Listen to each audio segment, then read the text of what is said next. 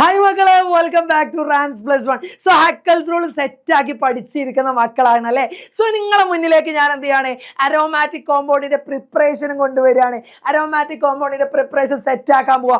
മൂന്ന് പ്രിപ്പറേഷൻ പഠിച്ചാൽ മതി. ഒന്നാമത്തെ പ്രിപ്പറേഷൻ ഏതാ? Cyclic polymerisation. ഏതാ? Cyclic polymerisation. സാറേ ഞാൻ ഇത് പഠിച്ചതാ. എവിടെ പഠിച്ചിട്ടുണ്ട്? ആരെ കുറിച്ച് പഠിച്ചിട്ടുണ്ട്? Chemical property of alkyne. ആൽക്കൈന്റെ chemical property, last chemical property പഠിച്ചിട്ടുണ്ട് അല്ലെ. എന്താ സൈക്ലിക് പോളിമറൈസേഷൻ എന്ന് പറഞ്ഞാൽ? 3 മോളിക്യൂൾ CH ട്രിപ്പിൾ ബോണ്ട് എന്ത് ചെയ്യാണ്? കൂടിച്ചേരാണ്. എന്തിന്റെ പ്രസൻസിലെ? Red hot iron tube. എന്താണ്? Red hot iron tube. ചുട്ടുപൊഴുത്ത ഇരുമ്പിന്റെ ഒരു ട്യൂബില് 873 കെൽവിൻ ടെമ്പറേച്ചറിൽ ഞാനൊരു ഈഥൈൻ മോളിക്യൂളിനെ ഹീറ്റ് ചെയ്താൽ അതെന്തായിട്ട് മാറും? ബെൻസീനായിട്ട് മാറും. എന്തായിട്ട് മാറും? ബെൻസീനായിട്ട് മാറും. സോ ഇതെന്താണ്? ഒന്നാമത്തെ പ്രിപ്പറേഷൻ. രണ്ടാമത്തെ പ്രിപ്പറേഷൻ എന്താ? Decarboxylation of aromatic acid. ഏതാ? Aromatic acid. Decarboxylation of aromatic acid. ഇവിടെ എന്താ എടുക്കേണ്ടത് നിങ്ങള്? നമ്മളെ ബെൻസീൻ റിങ്ങിന്റെ മുകളിൽ COON വരുന്ന ഒരു കോമ്പൗണ്ട് എടുക്കുക. ഇത് നമുക്ക് എന്ത് വിളിക്കാം? സോഡിയം സാൾട്ട് ഓഫ് ബെൻസീൻ എന്ന് വിളിക്കാം. സോഡിയം സാൾട്ട് ഓഫ് ബെൻസീൻ എന്ന് വിളിക്കേണ്ട, sodium salt of carboxylic acid എന്ന് വിളിക്കാം. ഓക്കെ, അല്ലെങ്കിൽ നമുക്ക് സോഡിയം ബെൻസോയേറ്റ് എന്ന് വിളിക്കാം. ഇതിന് ഞാൻ സോഡാ ലൈമിന്റെ പ്രസൻസിൽ ഹീറ്റ് ചെയ്യാം. സോഡാ ലൈം എന്ന് പറഞ്ഞാൽ എന്താ? NaOH in presence of calcium oxide. അതിനെയാണ് എന്ത് പറയുന്നത്? സോഡാ ലൈം എന്ന് പറയുന്നത്. ഈ കാൽഷ്യം ഓക്സൈഡിനെ മാത്രം വിളിക്കുന്ന പേരാണെന്ത്? ക്യുക്ക് ലൈം എന്ന് പഠിച്ചിട്ടുണ്ട് അല്ലേ എടാ മക്കളെ. സോ ഇവിടെ എന്ത് സംഭവിക്കും? ഇവിടുത്തെ ബോണ്ട് എന്ത് ചെയ്യും? ബ്രേക്ക് ചെയ്യും. ഈ ബോണ്ട് ബ്രേക്ക് ചെയ്തിട്ട് അവിടേക്ക് ഈ H ഉണ്ടല്ലോ, NaOH H ഉണ്ടല്ലോ, അത് വന്ന് ചേർന്ന് അതെന്തായിട്ട് മാറും? ഒരു ബെൻസീനായിട്ട് മാറും.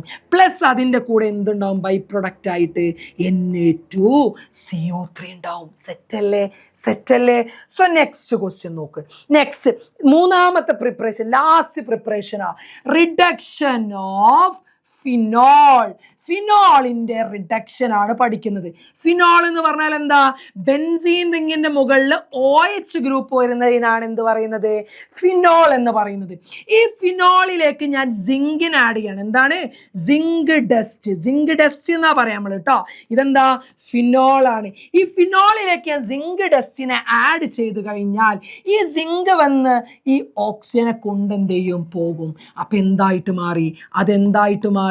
അത് ബെൻസീൻ ആയിട്ട് മാറി. അത് ബെൻസീൻ പ്ലസ് സിങ്ക് ഓക്സൈഡ് ആയിട്ട് എന്ത് ചെയ്യും? മാറും. ഇവിടെ നിന്ന് ചോദിക്കുന്ന അടുത്തൊരു ചോദ്യം ഉണ്ട്. റെസണൻസ് ഓഫ് എന്താണ്?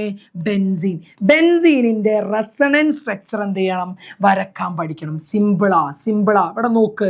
ഇതല്ലേ നമ്മളെ ഒന്നാമത്തെ സ്ട്രക്ചർ, അൾട്ടർനേറ്റീവ് ഡബിൾ ബോണ്ട്.